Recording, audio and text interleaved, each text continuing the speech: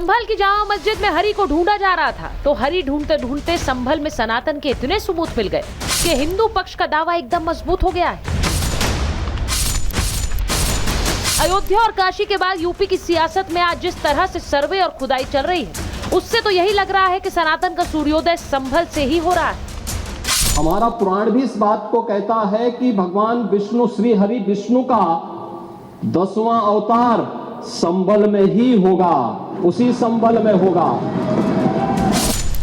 आपको बता दें कि संभल में 24 नवंबर से लेकर अब तक प्राचीन महादेव मंदिर, बाके बिहारी मंदिर, कार्तिकेय मंदिर, लक्ष्मणगंज में मंदिर, नैमिषारण्य तीर्थ में प्राचीन कुआं और 152 साल प्राचीन बावड़ी मिली। इसके साथ साथ रोज सनातन के नए सबूत मिल रहे हैं। संभल की धरती में इतिहास के कितने राज दफन हैं, ये कोई नहीं जानता।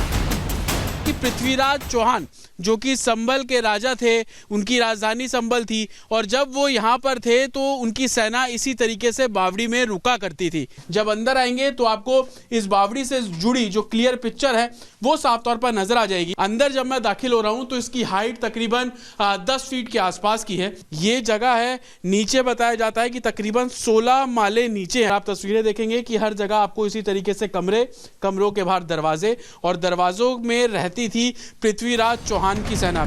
सर्वे और सियासत के बीच संभल आज भी सुर्खियां बटोर रहा है, लेकिन इन तीर्थों का निकलना क्या अखिलेश यादव और कांग्रेस को चुभ रहा है? ये ऐसे ही ढूंढते रहेंगे, खोदते खोदते एक दिन अपनी सरकार को भी खोद देंगे।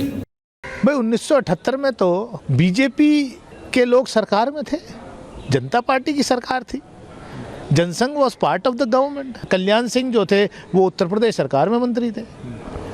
तो मतलब आप कौन सा नैरेटिव चलाना चाहते हो भैया?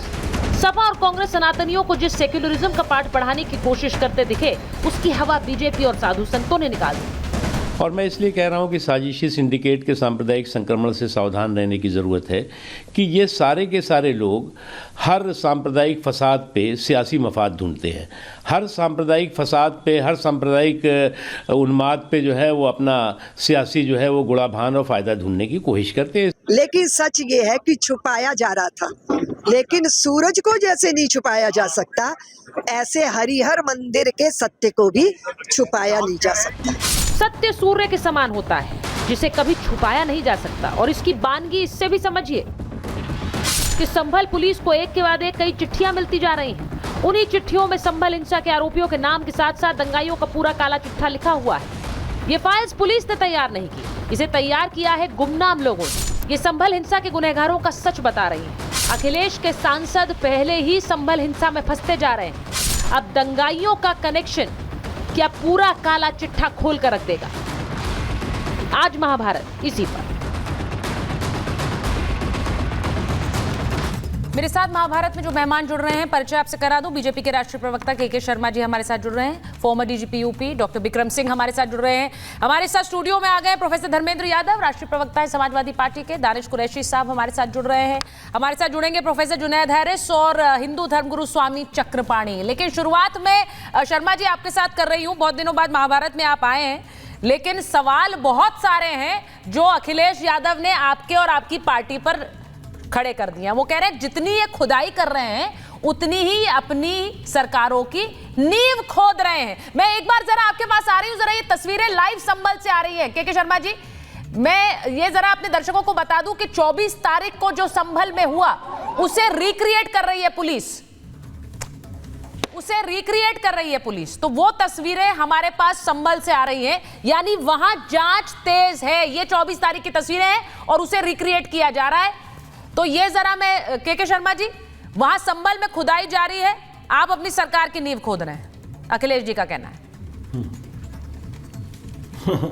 देखिए, अखिलेश जी बौखला गए हैं क्योंकि जिस ढंग से संभल से चीज़ें बाहर निकल रही हैं, जो तथ्य सामने आ रहे हैं, जिस ढंग से समाजवादी पार्टी के सांसद वहाँ बिजली चोरी के केस में फंसे हैं और तमाम हिंसा के मामले पर आ रहे हैं, उससे उनकी बौखलाहट बढ़ गई है। इसलिए इस तरह का बयान दे रहे हैं क्योंकि उनको सच्चाई ये पता है कि ये हमारी कुछ नहीं खुद रही, ये समाजवादी पार्टियों की राजनीतिक कब्र खुद रही है वहाँ पर। और राजनीतिक कब्र जो है वहाँ के लोग ही खोद देंगे, समाजवादी पार्टी अपने से खोद लेगी।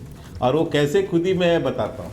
24 नवंबर के बाद सुचेता जी पिछले 10-15 दिन तक एकदम समाजवादी पार्टी और कांग्रेस पार्टी एकदम बौखलाई थी, हर बात पे संभल संभल संभल।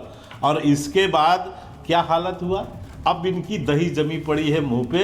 अब संभल के जब सच्चाई निकल रही तो संभल पे बात नहीं, अभी भी देखिएगा धर्मेंद्र जी जो बैठे हैं तो संभल छोड़ के ना रोजगार, अभी मैं 2 चैनल करके आ रहा हूँ, इस पे बात नहीं करते। अब ये रोजगार महंगाई इस पे बात करने लगेंगे। और सच्चाई ये है कि वहाँ देखिए 24 तारीख के बाद 10 तारीख से पहले जब तक कि सरकार ने घोषणा की थी कि यहाँ माहौल शांत नहीं है, आप कृपया कर न आइए। रोज जीप लगा के लोग कार लगा के फोटो ऑप कराते थे, संभल जाना है संभल जाना है। राहुल गांधी भी चैंपियन बने हुए थे, फोटो ऑप करा रहे थे, अखिलेश यादव से लेके नेता। 10 तारीख के बाद आज 24 तारीख लगभग होने जा रहा है। आप मुझे बताइए आज तक कोई दिखा आपको संभल जाने वाला? कोई कह रहा है कि संभल जाएंगे हम? अब नहीं जाएंगे, क्योंकि अब वहां जो हकीकत निकल रही है उनको पता है कि इनकी कलई खुल रही है।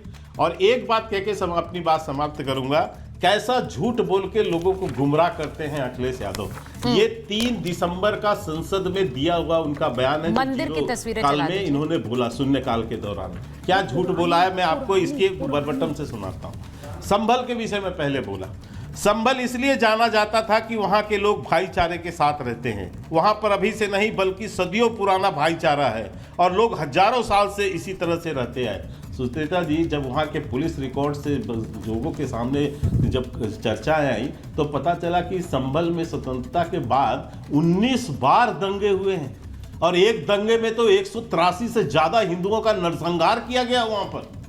अब ये कह रहे हैं वहां भाईचारा रहा है वर्षों से, वहां तो कभी दंगा हुआ ही नहीं है जी, ये सदन में बोल रहे हैं।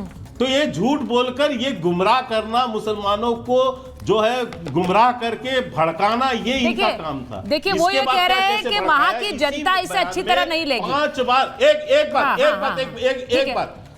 बात कह रहा हूं। इसी बयान में उन्होंने 5 बार खुदाई खुदाई खुदाई खुदाई, ये 5 बार कहा कि वहां पर ये खोदा जा रहा है, वो खोद। मतलब आप मुझे सुचेता जी बताइए, यहाँ सभी वरिष्ठ लोग बैठे हैं, अनुभवी लोग, क्या भारत के अंदर एक मस्जिद के अंदर 1 इंच भी खुदाई हुई है? किसी मस्जिद पर 1 इंच की भी खुदाई हुई है? यदि आप अयोध्या का, आप ये कह रहे हैं कि इस्लाम पर गुमराह जरूर कर रहे हैं, लेकिन मस्जिद को कौन खोद रहा है? वहां कोई खुदाई नहीं हो रही है। एक सर्वे होता है, उस पर इतनी हिंसा हो जाती है। लेकिन के शर्मा जी देखिए, बहुत सारे सवाल उन्होंने उठाए हैं। कांग्रेस ने तो ये कह दिया कि सरकार तो आपकी थी उस समय, और आप कह रहे हैं कि हिंदू पलायन कर गए, तो फिर आप अपने गिरबान में झांकिए। ये वाला सवाल भी आ रहा है। मैं